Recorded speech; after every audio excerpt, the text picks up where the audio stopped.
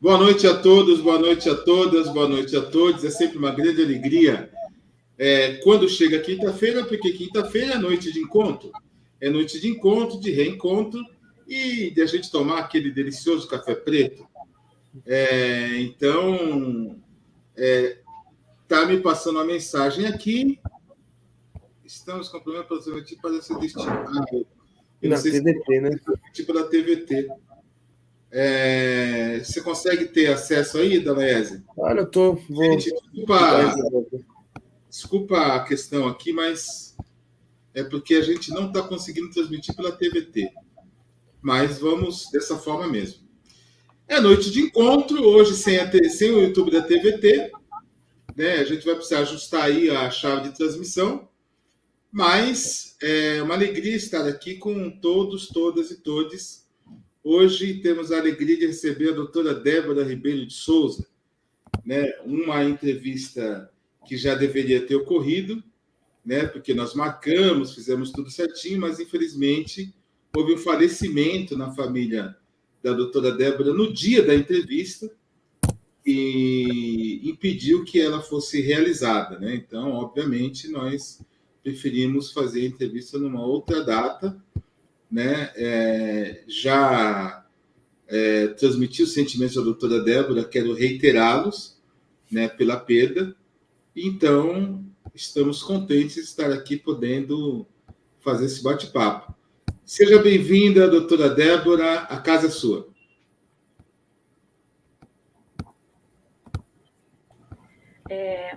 Boa noite a todos, a todas, todos e todes. Primeiramente, eu agradeço ao Hilário Bispo pelo convite, né, que foi feito de uma forma tão carinhosa. Agradeço também o Gabriel, que está aqui nos auxiliando. E eu só tenho, assim, a agradecer esse espaço. É um projeto muito bacana, o Café Preto. Não conhecia, eu acabei conhecendo dentro do coletivo, que eu faço parte, que é do Serjão, de outras pessoas ali, né? Então, vai ser uma noite de boa conversa e saberes. Sejam todos bem-vindos. Uma noite especialíssima. A doutora Débora, que é membro da Associação da Advocacia Negra, a ANAM, é também membro da Comissão de Igualdade Racial da OAB e é membro do coletivo de mulheres, não é isso? Então, é uma militante aí pelos direitos, sobretudo daquelas pessoas ou daquelas populações que são minorizadas.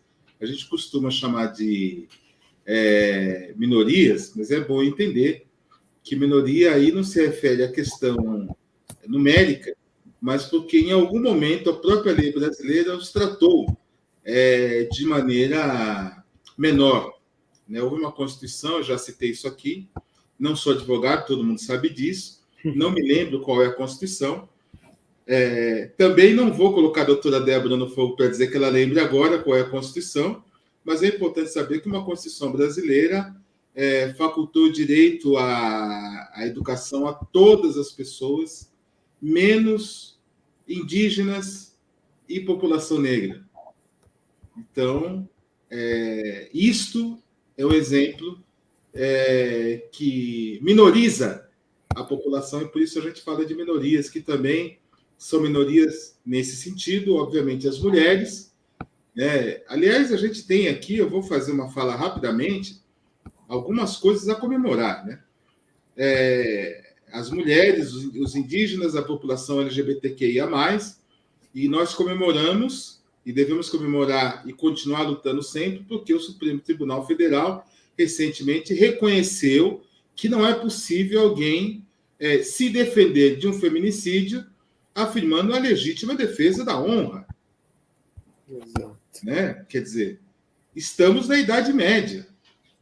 Porque, obviamente, que a partir do reconhecimento do Supremo Tribunal Federal, nós, a população, precisamos lutar para que isso se torne realidade cotidiana. Não é? Também estamos comemorando porque ontem a Câmara Federal, a Câmara dos Deputados, aprovou as cotas como políticas permanentes e não mais como alguma coisa a ser revista em algum tempo. Né? Que poderia ser suspensa, né? Eu, como fui membro 30 anos atrás do Movimento pelas Reparações, que lançou com o almoço no Maxud Plaza, eu prometi que não ia falar, mas não tem como não falar, né? O Maxud Plaza, do qual nós saímos sem pagar, lançamos o Movimento pelas Reparações, que reivindicava cotas e reparações, 6 trilhões de dólares de reparações, que é dinheiro pouquíssimo, mas é alguma coisa, para todos os descendentes da população escravizada, comemora duplamente. Assim como o Sérgio, mencionado aqui pela nossa querida doutora Débora Ribeiro, que também esteve no almoço e também fez parte do Movimento pelas Reparações. Lutamos juntos, assim como outras pessoas. Luiz Carlos, Fernanda Lopes, enfim, uma série de militantes do movimento negro. Então, nós temos que lutar, comemorando, mas lutando, e a doutora Débora Ribeiro é uma profunda militante pelos direitos dessas minorias, né? E esse é o motivo pelo qual nos alegra receber a doutora Débora aqui para falar um pouco disso, mas eu queria que a doutora Débora falasse dela, né? Tem um coletivo que eu não sabia que ela fazia parte, está me falando agora, ela me falou agora um pouco antes do início da transmissão, que é um coletivo internacional de advogados, se eu não estou enganado. Você quer falar um pouco desse coletivo? E das propostas? Vamos lá. Primeiramente, eu faço parte de vários coletivos, tá? O principal que eu faço parte, que inclusive me abriu portas, e eu sou muito grata por isso, é a ANAM, que é a Associação Nacional dos Advogados, tá? Associação Nacional da Advocacia Negra.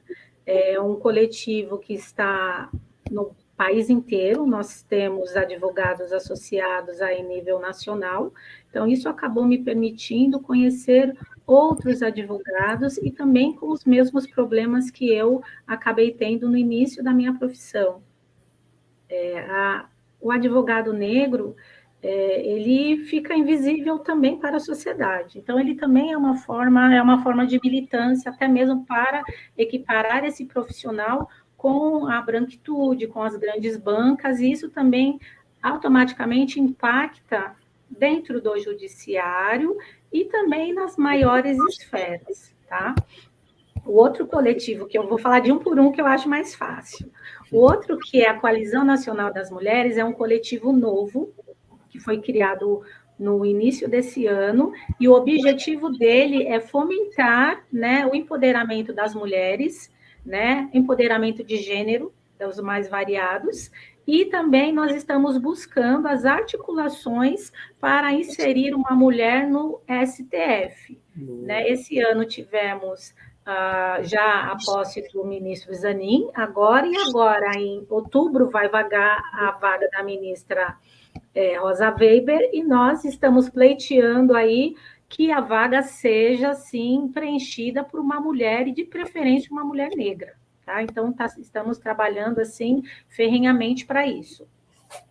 O outro coletivo também que eu faço parte é um coletivo só de mulheres advogadas de empoderamento. Isso são mulheres mais formadas há muito tempo, recém-formadas, enfim. Então, a gente se empodera, a gente faz cursos, fazemos mentorias, e é uma troca de experiência. E esse coletivo internacional que eu faço parte recentemente, eu fui convidada por um dos advogados da ANAM, tá? Ele é o doutor Joaquim Xavier. Ele é o ministro da Justiça desse coletivo, que, na verdade, é South Africa Diáspora. Né? Ele foi já reconhecido pela ONU como se fosse uma espécie de um quinto continente, né? Ele é como se fosse um quinto continente, ele não ele é um continente abstrato, falando assim, estou tentando contextualizar, mas ele é um continente abstrato, e lá é um coletivo de advogados nível mundial, então tem advogados na América do Sul, América Central, na América do Norte, na Europa, em todos os continentes, já que a população africana saiu, né, foi arrancada de lá e foi disseminada aí em cada parte do continente mundial. E aí, nesse coletivo, nós discutimos todas as questões que são importantes com relação à questão da discriminação racial, né, das vidas, dos genocídios, tudo isso voltado à população negra. E, principalmente, agora nós estamos marcando aí uma conferência global aí, para todos os países participarem com relação ao assunto do Vinícius Júnior, né? E isso impacta diretamente no esporte, porque temos muitos jogadores brasileiros e outros jogadores de outros países que sofrem o racismo fora. Isso é uma pauta muito, não só aqui no Brasil, mas fora. Então, isso será discutido com os membros, né? Vamos tentar conseguir reunir FIFA, esqueci o nome dos órgãos que regem o futebol, confederação. FIFA, né? E todos esses órgãos do futebol e alguns jogadores que são importantes para também fazer parte dessa conferência. La Liga, né? Em outubro, tá? La Liga também, que é a liga que organiza a Liga Espanhola, né? Sim. Eu não entendo muito de futebol, mas todos os órgãos que são importantes, sejam eles nacionais e internacionais, serão convocados para fazer parte desse encontro. Vai ser uma conferência internacional, se depois for aberta ao público, que estava marcada para ser em julho, mas não deu, né? Porque tem que articular todo mundo, né? Estou aqui no Brasil, tenho que falar com o advogado da Europa, enfim, então são várias pessoas, várias mãos, então isso está provavelmente programado para acontecer em outubro, para que consigamos achar uma solução, né, para eliminar e ter um impacto não tão grande na vida dessas pessoas que sofrem qualquer tipo de discriminação racial ou outro problema dessa natureza. Caramba, muito bom, muito bom. Olha, eu já estou me propondo aqui como Café Preto, se você quiser nos convidar, ou se você quiser nos credenciar para que nós possamos transmitir as pautas, as resoluções, enfim, manter o nosso público informado, vai ser uma grande honra para nós. Porque muito nos interessa essa questão do direito internacional e do crescimento da articulação, né? Pela defesa dos direitos negros e também de mulheres e da população LGBTQIA+. Enfim, isso nos interessa diretamente. Nascemos para isso. Então, eu, com a minha cara de pau, já estou me oferecendo tudo. Né? Já fica combinado, assim que já sair a programação com as datas, né? Eu informo a você, né? Para que você divulgue, né? Provavelmente vai ser uma coisa online, né? Não tem como nem ser, né? Até mesmo pela distância, mas aí eu passo e quanto mais pessoas, mais coletivos, mais pessoas que são interessadas no assunto poderem participar, eu acho que a sociedade num todo só tem a ganhar. Sem dúvida. Isso faz sempre uma grande articulação, né? Sim. Não interessa muito a participação apenas como ouvinte, mas como alguém que articulado com o tema. Deixa eu saudar aqui a nossa galera que está prestigiando e participando dessa conversa aqui, embora o pessoal esteja tímido e não tenha enviado nenhuma pergunta, mas com certeza que enviarão. O Sérgio Pereira, 1000 vezes mencionado já nessa live, está aqui. Ele foi também membro do Movimento de Reparações já há 30 anos atrás, já estou até entregando aqui a idade, Sérgio. Está dando boa noite. A Sheila Cândida Claudino está dando boa noite também. Assim como a Patrícia Vicente está dando boa noite. A Maria Fernanda nos dá boa noite. A Sandra Santos Profuge, acho que é Profuge, está dando boa noite também. E o Sérgio Pereira, como um bom agitador político, está aqui perguntando quem vai à Marcha das Margaridas na próxima semana em Brasília. Mulheres do Brasil todo marcharão sobre a esplanada do Ministério, exigindo o melhor viver para as mulheres do campo. Sejam, eu sugiro que você fale, inclusive, com a Giza Didática, que ela é uma batalhadora e militante pelo direito das mulheres do campo.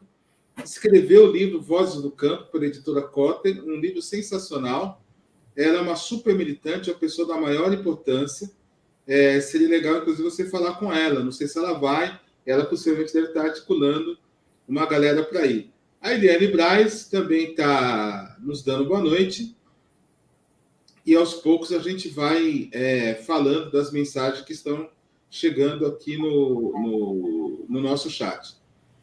Ai, deixa eu falar só um negócio que eu vi respondendo ao Sérgio também, a Marcha das Margaridas, eu sei que o pessoal do SASP, que também eu faço parte de algumas comissões lá, SASP é o Sindicato dos Advogados de São Paulo, né? Inclusive tem umas meninas aí, doutora Shirley, doutora Sandra, que já estão aí. Eu sei que lá eles também estão articulando a ida para nessa marcha, e lá vai ter um pessoal que vai. Então, é importante ter essa articulação aí. Eu sabendo exatamente quem irá, eu entro em contato com o Sérgio e aviso também, que quanto mais, melhor, né? Maravilha, maravilha. É importante, quem puder ir, participe, porque, com certeza, somente a nossa participação vai garantir, né, mais e melhores direitos que já são previstos na Constituição brasileira para todos, todas e todos. E eu falei de comemoração, nós estamos comemorando também porque a Câmara dos Deputados ontem aprovou as cotas como política permanente.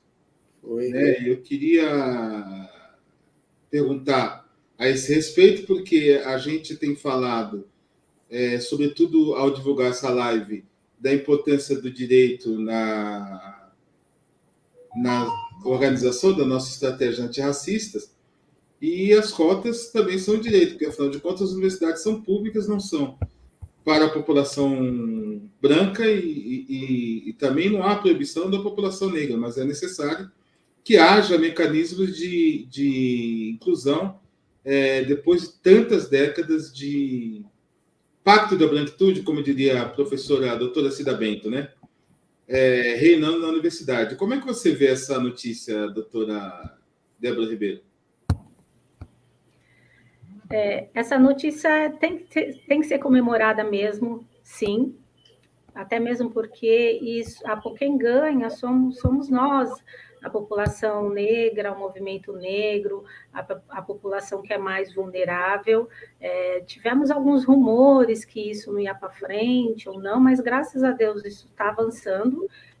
Todos nós só temos a ganhar. Como eu tinha dito para você nos bastidores, eu não tive essa oportunidade de fazer parte das cotas, mas a questão das cotas aqui no nosso país, ela muda e já vem mudando a cara, né, das universidades, é um fator transformador da sociedade que até então não tinha nenhuma forma de acesso, era um sonho muito distante para aquelas pessoas que sempre quiseram fazer uma universidade, mas não tinham condições, por N motivos, né? Então, é um fator transformador, sim, é uma semente que vai germinar e que a longo prazo, hoje nós estamos comemorando e a longo prazo iremos comemorar muito mais. É um legado que já foi deixado, que você, inclusive, plantou lá atrás, né?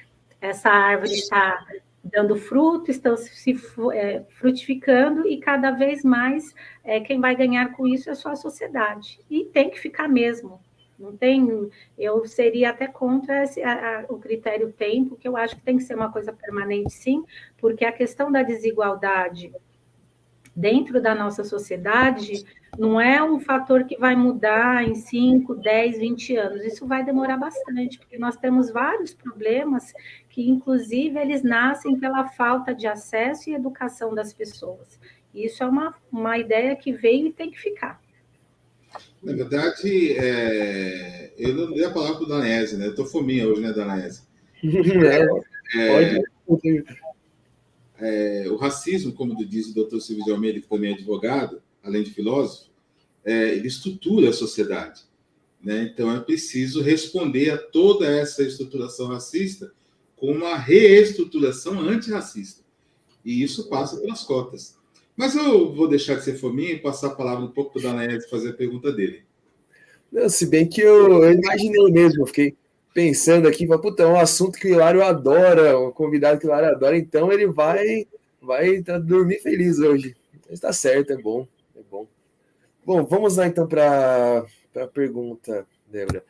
Primeiro, quando eu vi que a gente ia fazer essa entrevista, eu fiquei com uma curiosidade muito grande, que apesar dos termos de lei, a gente tem acesso da mídia, e geralmente, pelo que a gente acompanha, da advocacia, ela é um ambiente um tanto quanto machista, a gente vê uma maioria de homens. Eu queria que você me explicasse se é isso mesmo, se tem mais mulher do que homem, quais são as dificuldades das mulheres na advocacia, e a primeira pergunta é essa. Vamos lá, as respostas. Hoje, as mulheres já ultrapassaram em números, tá, nos quadros da OAB, as inscrições em relação aos homens, tá? Isso é uma coisa que antigamente a mulher não podia estudar, enfim, a primeira advogada foi lá no início do nosso século, do século XIX, não me lembro se foi 1905, foi uma coisa assim, não tenho datas, tá? Se bem que, puxando o peixe aqui para nós negros, a primeira mulher... Mirtes Gomes, se não me falha a memória. A primeira mulher que foi já reconhecida foi uma mulher negra, que foi Esperança Garcia, tá? Uma escrava, que não temos muito sobre sua história, e ela foi separada da família dela, e ela escreveu uma carta para o governador geral, em formato de petição, e ela conseguiu sucesso aí nos pedidos dela de reintegrar-se com a sua família, então isso foi reconhecido como a primeira advogada negra do Brasil. Voltando para os dias atuais, nós mulheres somos em maior número agora inscritas dentro dos quadros da OAB, mas é óbvio que ainda a advocacia em si é um movimento ainda muito machista, é um espaço muito machista. A advocacia e os órgãos jurídicos. Na semana passada, eu tive a oportunidade de fazer uma palestra falando do espaço da mulher, e sobretudo a mulher negra, dentro do judiciário, e nós encontramos, sim, algumas dificuldades, aquelas atinentes à questão do gênero, né, porque nós temos outras demandas, que vivemos numa sociedade que ainda está em construção, né? Antigamente era a questão do patriarcado, o homem era sempre o provedor, e ainda tem muita gente que tem essa ideia de que a mulher ela não é capaz e ela não tem condições de trabalhar e exercer, sobretudo, a sua profissão, e principalmente também com a questão da maternidade, né? Mas isso é um assunto para uma outra live. E dentro do judiciário em si, isso se torna muito mais visível porque as mulheres, embora nós sejamos grande número da sociedade, ainda não existe aquela igualdade em número de juízas, né? Seja no tribunal de primeiro grau, quando isso já vai perpassar para o tribunal de segundo grau, a situação ainda diminui cada vez mais, e ainda quando isso vai para os tribunais superiores, esse número praticamente é bem reduzido, né? Tanto é que não vemos muitas mulheres nos tribunais superiores, tá? Quando eu digo Tribunal Superior, não é só o STF e o STJ, que são os mais conhecidos, que acabam sendo tratados dentro da mídia. É o Tribunal Superior do Trabalho, é o Superior Tribunal Militar, o TSE, Tribunal Superior Eleitoral, esses são os tribunais superiores.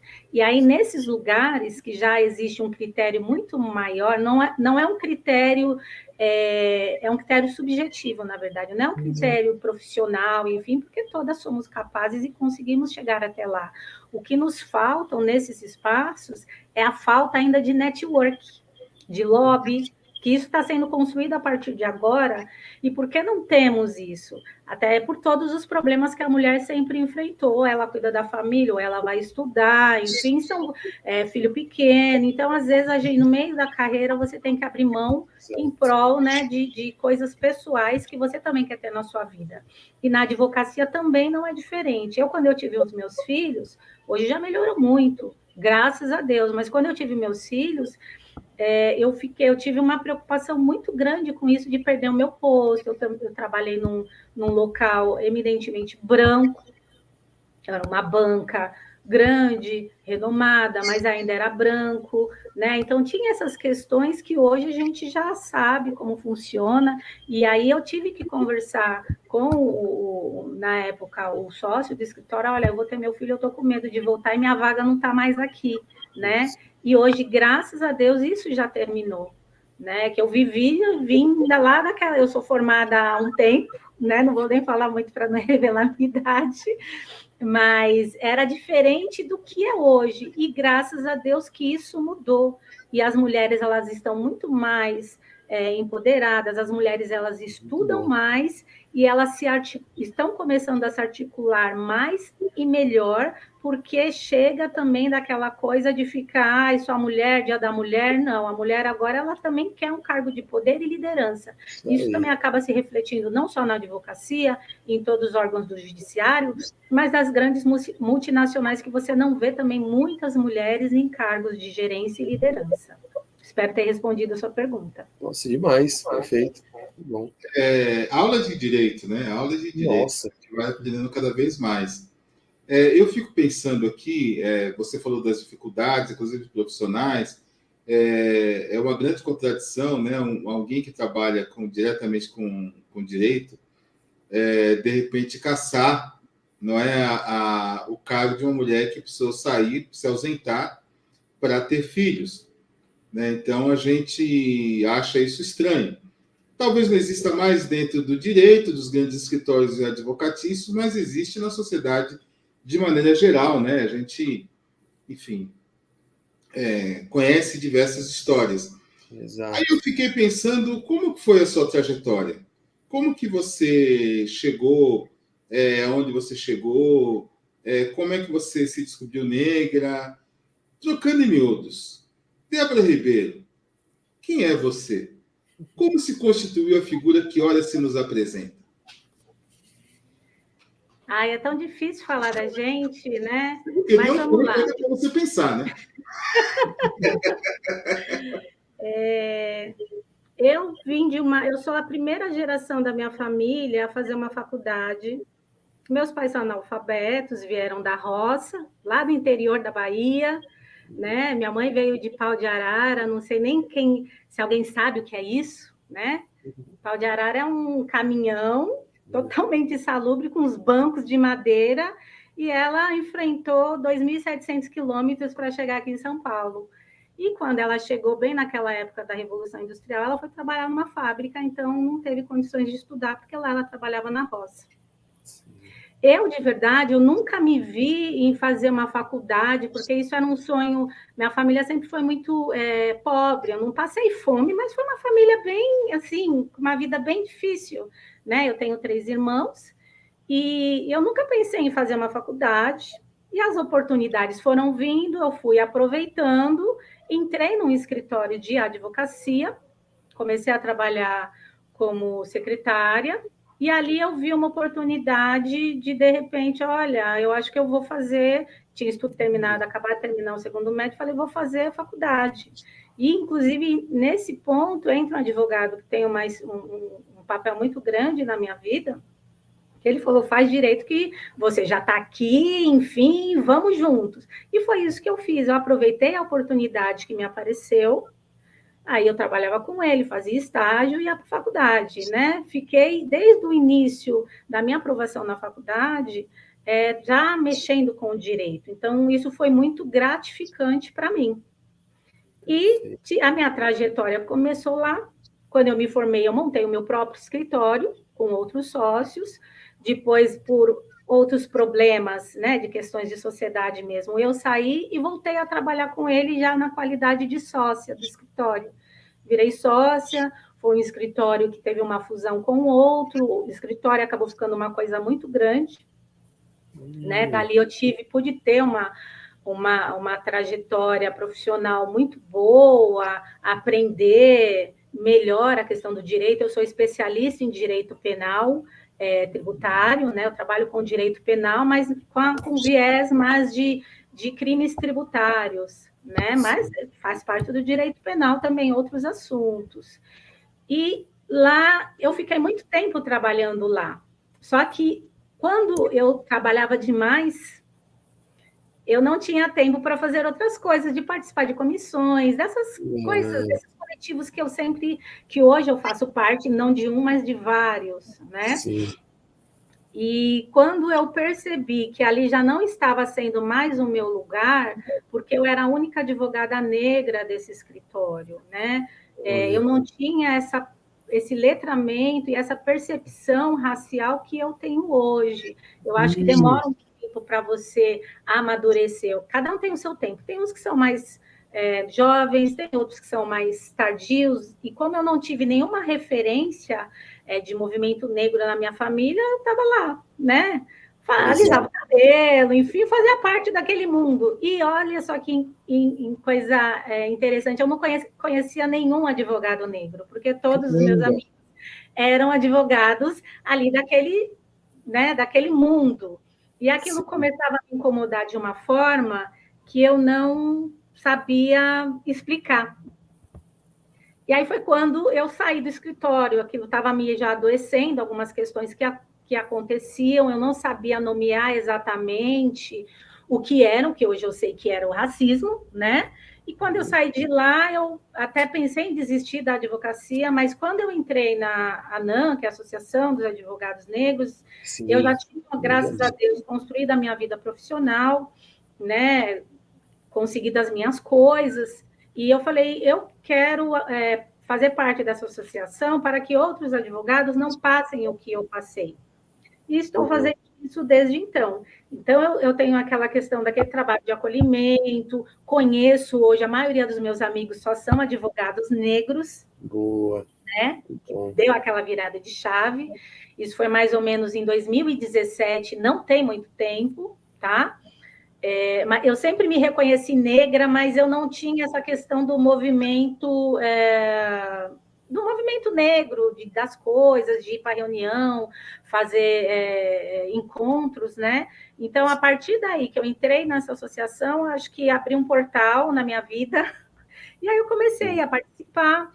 Né? Hoje eu represento o Estado de São Paulo, faço parte de outros coletivos, e o meu objetivo e o meu propósito de fazer parte desses coletivos, obviamente, é disseminar conhecimento e também acolher aqueles advogados, porque dentro da advocacia, principalmente a advocacia preta, são muitos advogados, mas a OAB ainda não, dentro da sua comissão de igualdade racial, agora que ela está começando um movimento de maior acolhimento.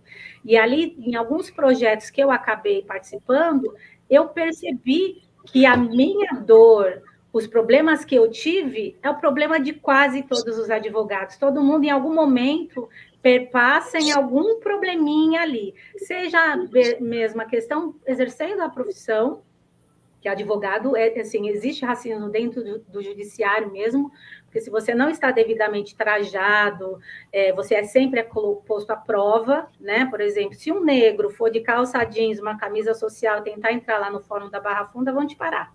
Agora, se for uma pessoa branca e for lá na porta do advogado, não vão nem pedir a carteirinha, só depois que, obviamente, precisa se identificar. Isso acontece na sala da audiência, né? Você fazendo uma sustentação oral. Existe, sim, com menor escala hoje, mas ainda existe.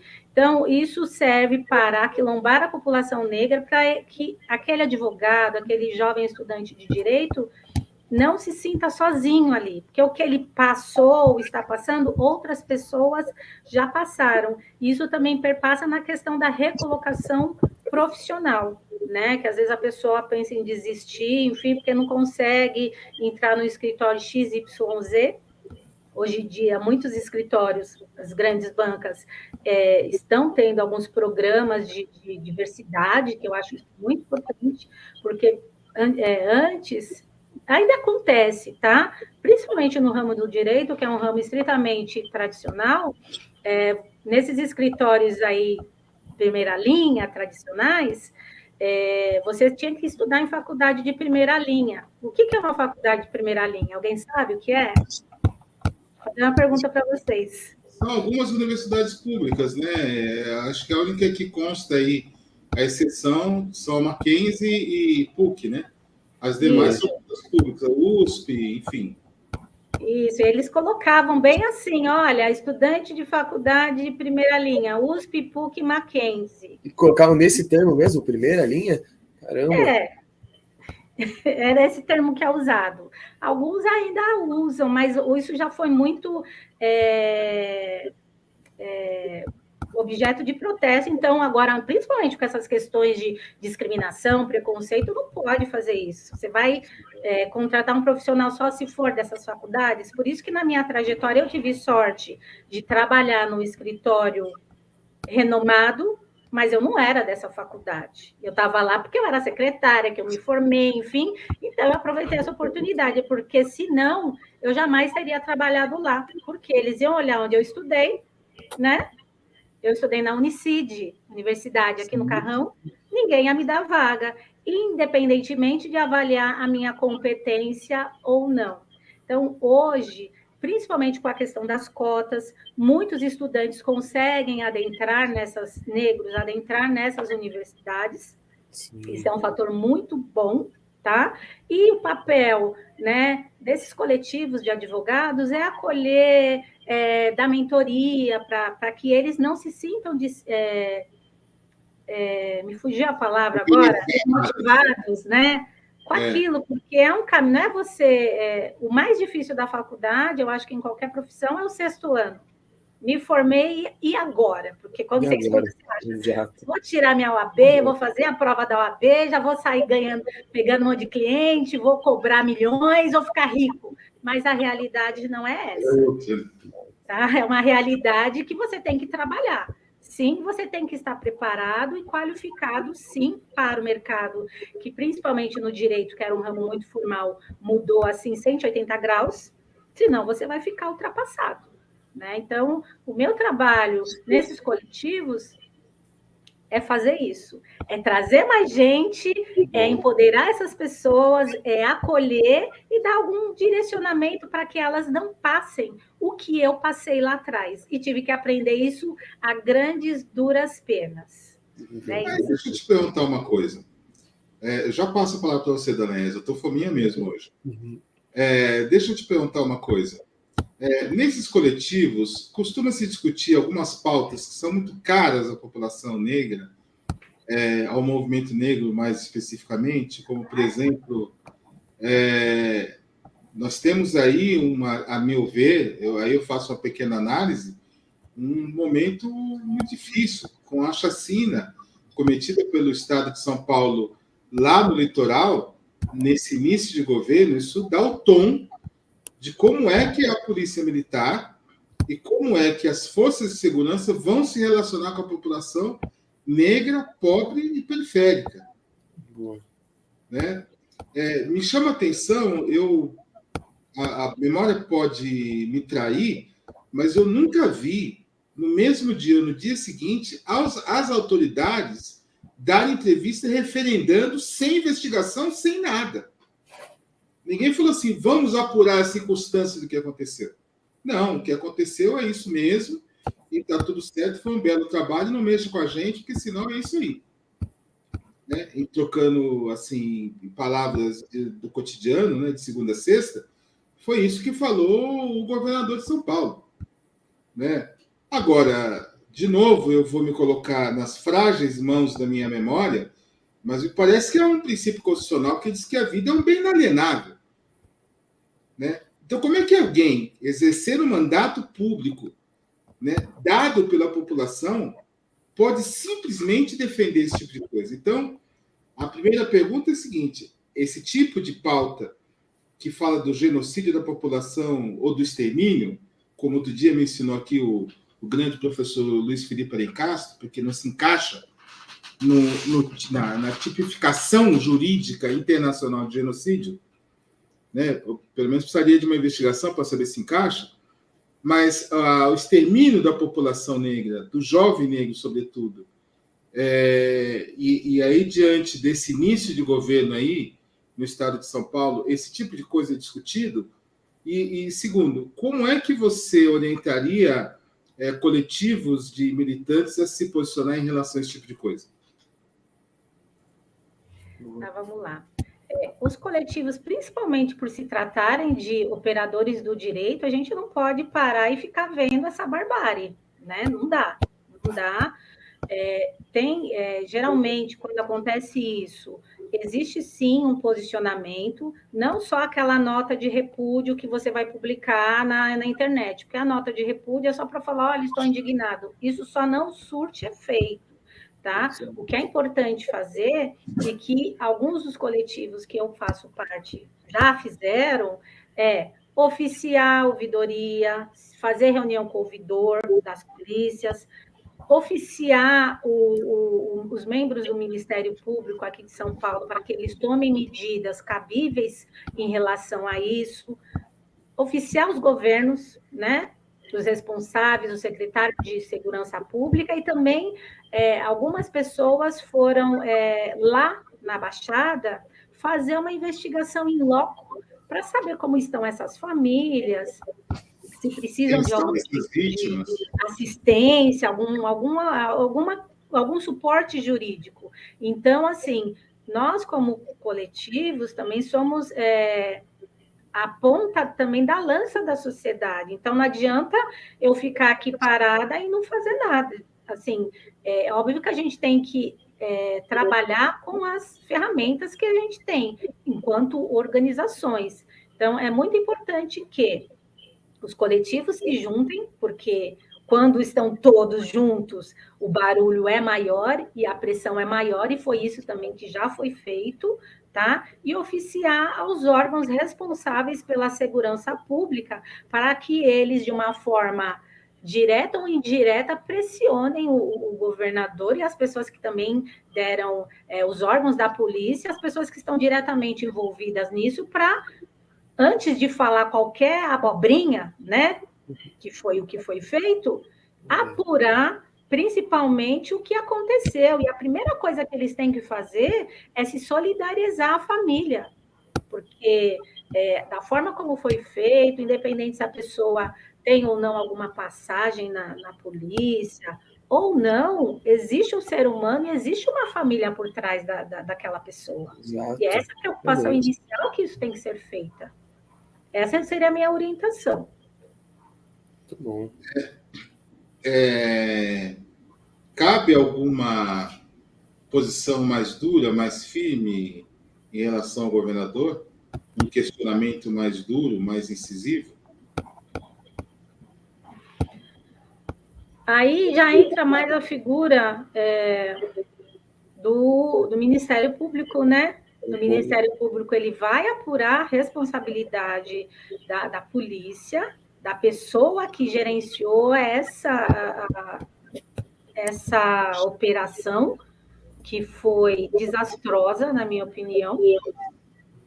E, a partir daí, dependendo do desmembramento, dá sim, por uma via mais paralela, né, também responsabilizar o governador. Você lembra lá no caso do massacre do Carandiru? Carandiru, exatamente. Né? Foi uma cadeia de pessoas denunciadas, ouvidas, aí eles vão ter que provar que não foi quem que deu a ordem, enfim, até chegar em alguém que vai responder diretamente por aquilo. O governador era Fleury na época, né? Fleury. Era Fleury. Eu estava aqui na dúvida se ele era governador ou secretário de Segurança Pública. Eu acho que ele era o governador. Faz tanto tempo, eu acho que ele era o governador. Era o secretário? Você lembra, não? Oi? Era o Temer, o secretário? Você lembra, não? Eu já não lembro. Eu não lembro. Eu lembro do que aconteceu. Envolveu também vários órgãos políticos, né? E aí todos ficaram ali na linha de frente para responder essa responsabilidade por a matança que teve lá. E não vai ser diferente com relação à chacina lá da Baixada, porque é que eu não falei, mas eu também faço parte de um órgão só das ciências criminais. E lá eles já estão atentos e também já acionaram todas essas pessoas, e inclusive continuam acionando, para que seja tomada alguma providência e que os responsáveis sejam punidos assim de maneira rigorosa. Deixa eu só passar aqui um pouquinho pelo chat. Aliás, eu não vou passar pelo chat, eu vou pedir para as pessoas que, por gentileza, acione o sininho, se inscreva no canal, compartilhem essa live para que mais pessoas tenham acesso às informações que são fundamentais, são muito importantes. Eu costumo dizer que o YouTube é um oceano de coisas e nós somos alguma coisa dentro desse oceano. Quando vocês se inscrevem no canal, compartilham a live, é mais fácil nós sermos encontrados por quem também está buscando respostas, inclusive pessoas que estão hoje fazendo direito, se formando, sabendo que podem procurar a doutora Débora e os coletivos para esse acolhimento, para não passarem pelo para que o sofrimento do racismo não seja tão incisivo. E queria dizer também e agradecer o apoio da Agenda Periférica, que nos ajuda a divulgar o programa.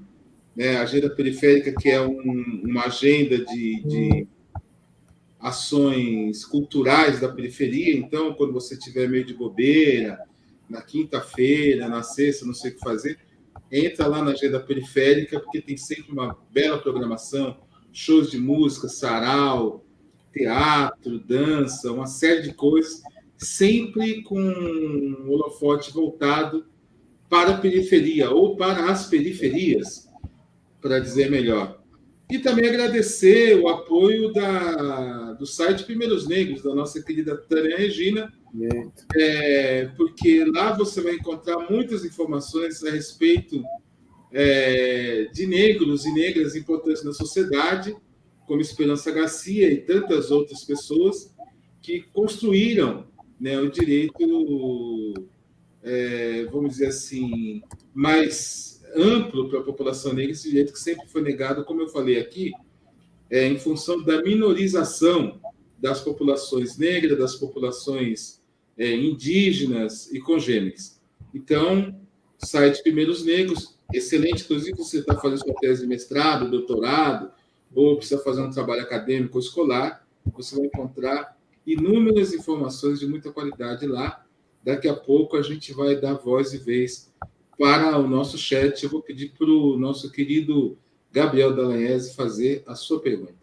Opa, vamos lá então. Então, Débora, minha pergunta é um pouquinho mais voltada para, como você comentou, e comentou muito bem sobre a ANAM, eu tenho uma profunda admiração, que inclusive a curiosidade se situa na Rua da Abolição, não é? Se não me falha a memória, me corrija se eu estiver errado. Coisa que eu achei muito interessante.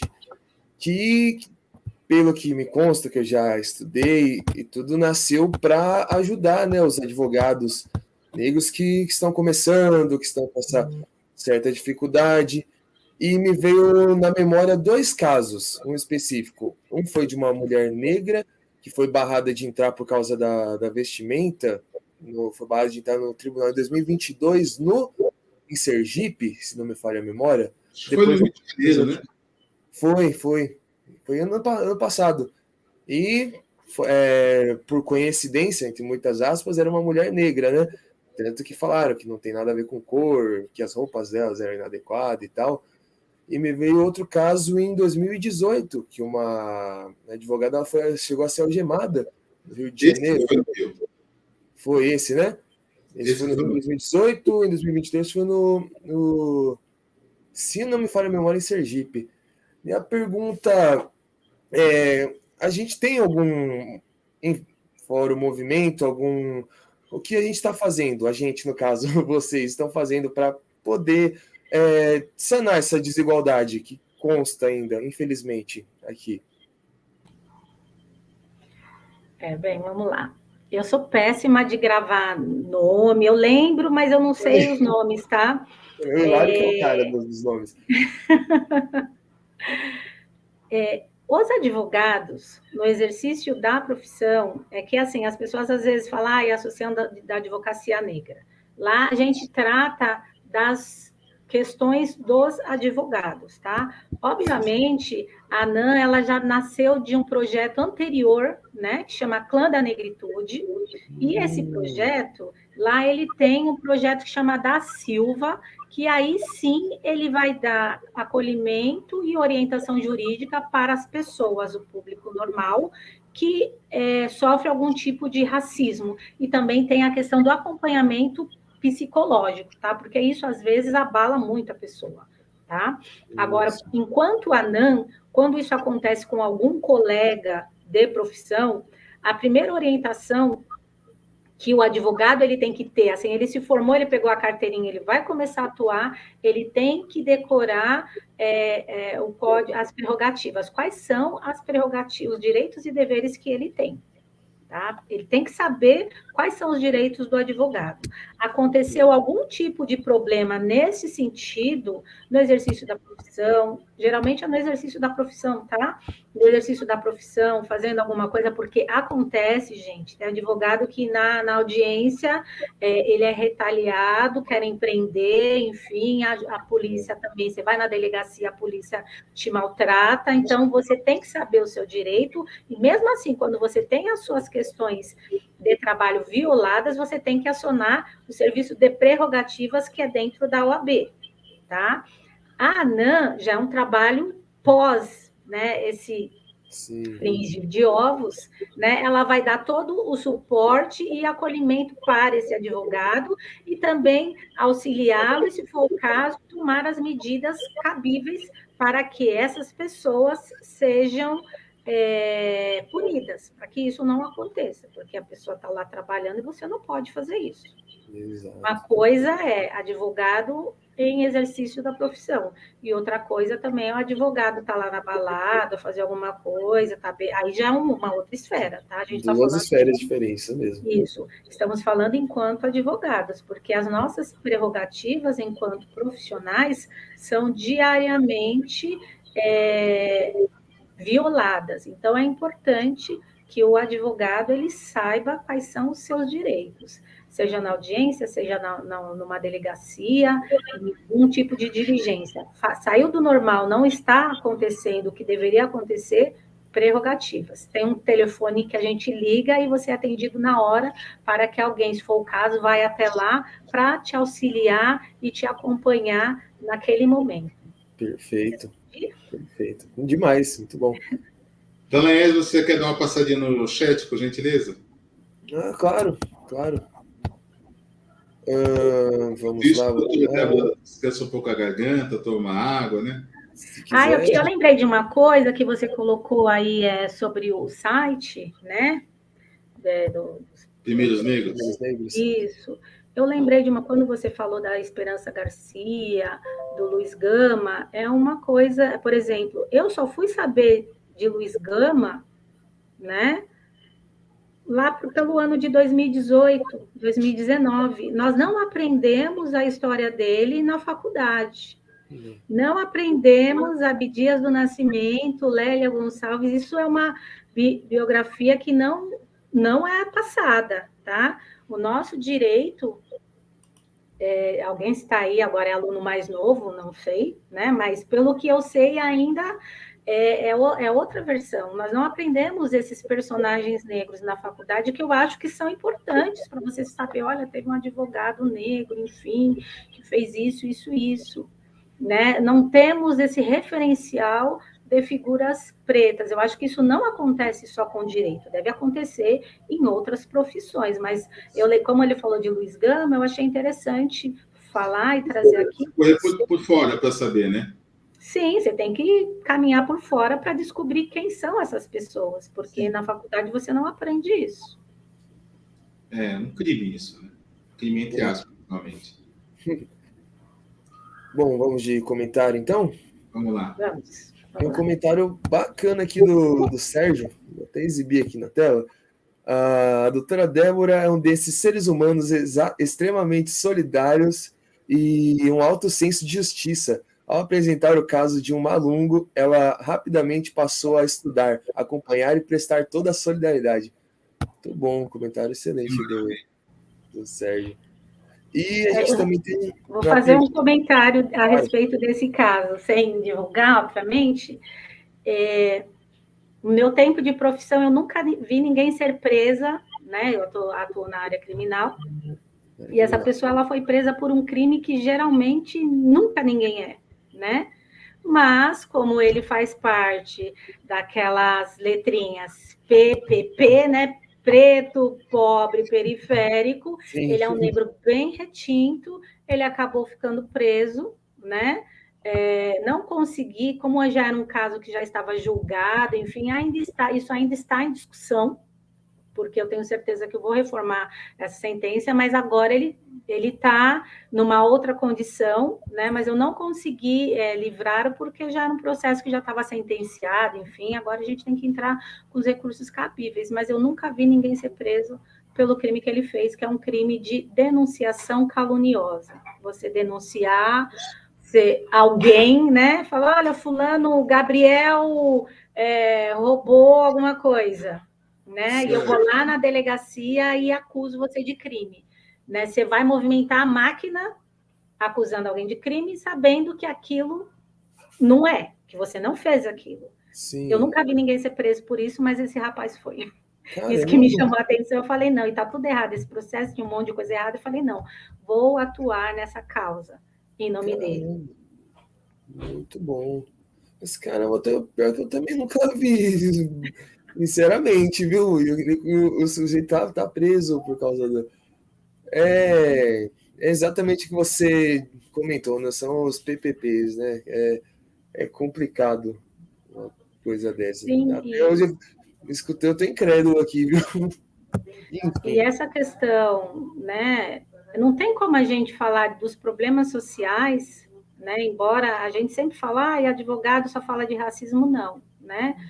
Todos os advogados são tão bem qualificados para tratar de outro assunto. É que o tema aqui, às vezes, ele perpassa na questão racial, né? A desigualdade, todos os problemas de desigualdades sociais que a população tem, isso vem de uma história, né, de colonização horrenda que isso acabou gerando essa questão do racismo. O racismo está diretamente ligado à desigualdade social. Exatamente. E como que a gente vai mudar isso? Eu volto naquela questão do judiciário.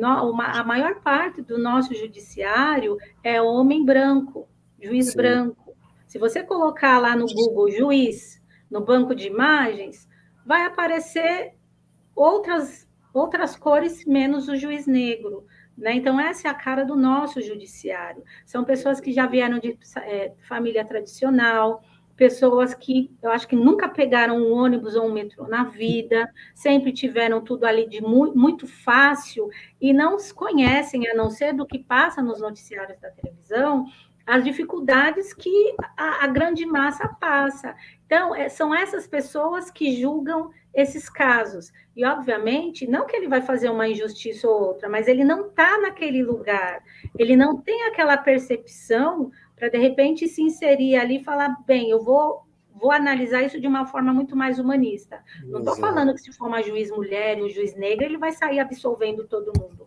Não é isso.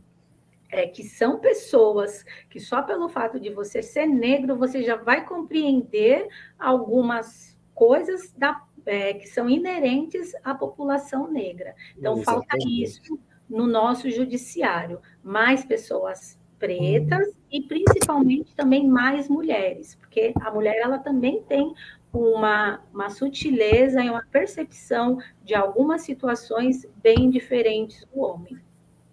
Então, faz parte. Perfeito, muito bom. A Janaína fez uma pergunta aqui também, mas eu acho que você acabou de responder, pelo que eu estou vendo aqui. Que é, doutora, o racismo institucional pode se manifestar na justiça brasileira? Sempre. Sempre, porque é aquela questão, né? Os juízes, eles, só respondendo de uma forma diferente, são pessoas, né? Porque um concurso da magistratura, da promotoria, são pessoas que já ficam estudando durante a faculdade. Para você passar num concurso de juiz, uma pessoa média, mais ou menos uns 5 anos de estudo ali. Quando você não tem as preocupações normais, de nós mortais, cidadãos brasileiros, temos de, tem um boleto para pagar, eu tenho família, e não sei o quê, enfim, você tem que trabalhar e estudar para o concurso. Ou você sai do seu emprego e só vive do concurso. Tem gente que só estuda, né? Geralmente, as pessoas que têm mais condições de vida, elas não precisam se preocupar com outras coisas, a não ser passar no concurso. Não que você tenha que se preocupar, mas é difícil, é diferente de um jovem que tem educação exclusiva, né? Que tem que fazer outras coisas e também se preocupar com o concurso. É óbvio que o tempo de preparo, o tempo de maturação dele para que ele esteja devidamente preparado vai ser outra. E outra também tem a questão das provas. São 3 fases. Tem a prova avaliação objetiva, depois tem a prova de títulos e a prova subjetiva, né? Você pode ser o melhor, mas se você for um Silva lá e tiver um Reale Júnior lá, quem que você acha que vai passar? Na prova subjetiva, com certeza, não é o Silva. Sim, porque a pessoa, às vezes, não precisa nem falar nada, porque um já conhece o outro, enfim. Então, isso, às vezes, acaba pesando bastante. Então, você sempre tem que ser o melhor do melhor, né? E por para romper essa bolha, é um pouco mais difícil para as pessoas que são... que vieram, né, das periferias, que são negras, enfim, que têm outras demandas. Mas essas pessoas precisam estar lá. E, graças a Deus, hoje nós temos as cotas e também temos as inserções e algumas questões também dentro do próprio judiciário para poder fazer com que essas pessoas consigam chegar até lá. E isso automaticamente vai impactar nas decisões e teremos decisões muito mais humanizadas e menos bizarras, porque existem muitas bizarrices por aí. Muito bom. A gente sabe que a lei das cotas é fundamental, mas como a gente estava falando no começo, feita a lei, é preciso conquistar a implementação da lei, né? A gente sabe, por exemplo, quando a gente fala do Luiz Gama, todo mundo conhece a história, Luiz Gama consegue absorver uma série de pessoas, consegue libertar uma série de pessoas que eram escravas, mas que tinham adentrado ao Brasil num momento em que a lei proibiu o tráfico de pessoas do continente africano para cá, né? Só que demorou muitos anos para que essa lei fosse efetiva. E quem efetiva, inclusive, essa lei no Brasil é a Inglaterra, que tinha interesse no fim da escravidão, né? É bom que a gente lembre esse tipo de coisa. Então, precisamos fazer com que essas leis funcionem. O direito tem ajudado muito a militância, e talvez nós tenhamos que nos debruçar um pouco mais sobre esse tipo de coisa, né? Instar o poder público a se posicionar, por exemplo, em relação às cotas no judiciário e no Ministério Público, também em relação ao extermínio da população preta e periférica pelas forças de Estado. É isso que é interessante a gente entender.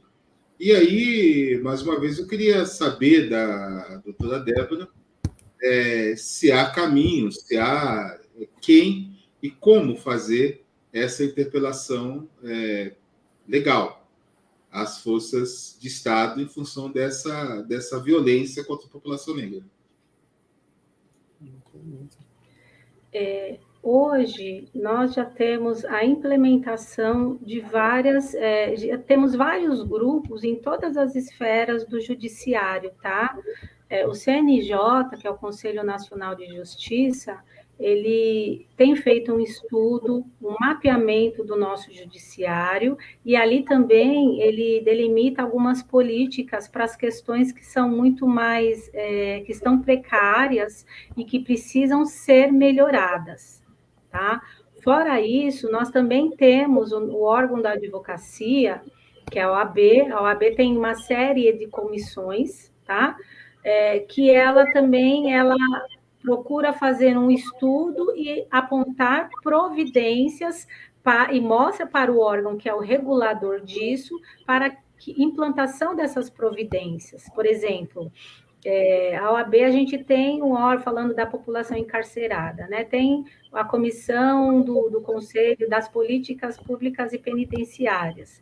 Então, essa comissão, ela vai estudar, porque tudo a gente precisa estudar, né? Ter estatística, saber como que está funcionando, qual é a precariedade, qual é a demanda que aquele determinado setor está carente. Então, isso precisa ser feito um estudo, esse estudo é feito e é apresentado a um órgão regulador para que ele tome as providências para aquele segmento. Isso serve tanto no assunto da criança, do adolescente, assunto dos idosos, assunto dos refugiados, temos várias comissões, né? Tem das mulheres presas também, que é uma pauta que é esquecida pela sociedade, mas é que é muito importante. A mulher presa, ela sofre demais, né, com tudo, ela quando ela é presa, ela é esquecida. O homem não, o homem ele é preso, ainda ele vai, a família não esquece, geralmente é a mulher que vai lá visitá-lo, mas a mulher quando ela é presa, ela é esquecida, ela fica lá, não vai o marido visitar, ele arruma outra. Tá? Então, a mulher presa, ela sofre com as questões também de higiene, né, da pobreza, existe aí o ciclo também da pobreza menstrual, mas com elas é muito pior, né, porque elas dependem. Então, é importante que nós saibamos, enquanto coletivos, tá? Existem vários coletivos, eu estou falando dos coletivos jurídicos, que eles estudam e eles apresentam algumas soluções, quando é o caso, realizam algumas campanhas, quando não é o caso, fazem esse estudo de estatística para que aquele órgão ou aquele responsável tome essas iniciativas. Né? Então, é muito importante ter esse estudo. A questão dos juízes e dos promotores e também dos concursos públicos, também existe, sim, uma questão de cotas, né, dentro do judiciário e algumas questões que também já foram discutidas e estão sendo implementadas para que o judiciário tenha um equilíbrio tanto de gênero, né, quanto também um equilíbrio racial. Não só ter a diversidade nos seus quadros de servidores. Temos muitos servidores. Aí tá bem alimentado, mas a gente essa igualdade ela tem que estar nos quadros das pessoas de poder dentro do judiciário. E tem que ter, porque isso vai impactar diretamente aí nas decisões e nos rumos que a sociedade terá daqui para frente. Maravilha. Doutora Débora Ribeiro, estamos chegando ao final da nossa entrevista. Não deu nem para ver passar essa hora voando, meu Deus. Né? Passou voando, a gente nem percebeu. Agradeço muito por você ter nos atendido, né, e ter sido tão generosa aqui nos dando tantas informações. Eu quero pedir para que você, por gentileza, faça suas considerações finais. Eu acho que nós, como lideranças, né, seja ela qual for, eu como a liderança da advocacia, a liderança negra de outros coletivos, você, Hilário, Gabriel, nós somos multiplicadores de informações e isso já ajuda bastante. Se a gente consegue abrir a mente, informar uma pessoa e ajudar ela de alguma forma, isso já é muito gratificante. Né? Não deixem de perder essa essência de vocês, porque o trabalho de vocês é muito importante para a sociedade, né? E toda liderança requer responsabilidade, né? Eu acho que estamos aqui responsáveis pelas nossas opiniões, pelo trabalho que nós fazemos aqui para ajudar ao próximo. E a mensagem que eu tenho para aquelas pessoas que estão nos assistindo e que vão nos assistir sejam atentos aos seus direitos. A educação, ela liberta, ela transforma, é algo que ninguém nunca vai tirar de você. E sempre que possível, procure algum coletivo, alguém para te dar alguma orientação sobre qualquer coisa que esteja acontecendo, seja a questão da saúde, né? Seja uma questão mental, saúde mental, seja uma questão social. Hoje, a parte das políticas públicas não está da forma que queremos, né? Mas já tem evoluído bastante, tem muitos órgãos aí informativos para qualquer que seja o seu tipo de problema. E uma coisa mais importante, amanhã é dia do advogado, né? Sem um advogado não se faz justiça, e nunca faça nada sem consultar um advogado antes. Porque ele vai, com certeza, te ajudar a você a evitar problemas futuros, né, e te dar uma melhor orientação. Ultimamente, a nossa profissão está sendo muito desvalorizada, né? Tem muitos advogados aí, mas é uma profissão que está sendo muito desvalorizada, mas a nossa profissão é uma função essencial e somos também transformadores do futuro da nossa sociedade. Então, sem os operadores do direito, não existiria o judiciário. Essa é a minha mensagem aqui. Boa noite, muito obrigada, Hilário, muito obrigada, Gabriel, pelo acolhido. O nosso papo foi, assim, maravilhoso. Passou muito rápido. Obrigada, gente. Muito obrigado. Gabriel, por gentileza, suas considerações finais. Bom, muito bom. Primeiro quero agradecer a Débora por essa aula que ela concedeu a gente aqui. Foi muito bom, esclareceu muitas dúvidas, creio que iluminou a mente de muitas pessoas que assistiram e que vão assistir ainda a live. Bom, quero agradecer também profundamente a todos vocês que estão com a gente até agora, os que assistiram, né, que acompanham semanalmente o Café Preto. Agradecer ao Hilário por proporcionar essa conversa maravilhosa sempre, né, semana. E lembrar, Hilário, que dia 12 a gente tem sarau também, viu? Não esqueci, não. Dia 12 tem sarau, exatamente, lá no Centro Cultural Grajaú. Centro Cultural Grajaú, isso. É um sarau especial, né? Inclusive vai ter uma exposição. Muitos poetas, muitas poetas, músicos, e quem quiser ouvir versos, vá ao sarau do Grajaú, e quem quiser dizer versos, vá ao sarau do Grajaú.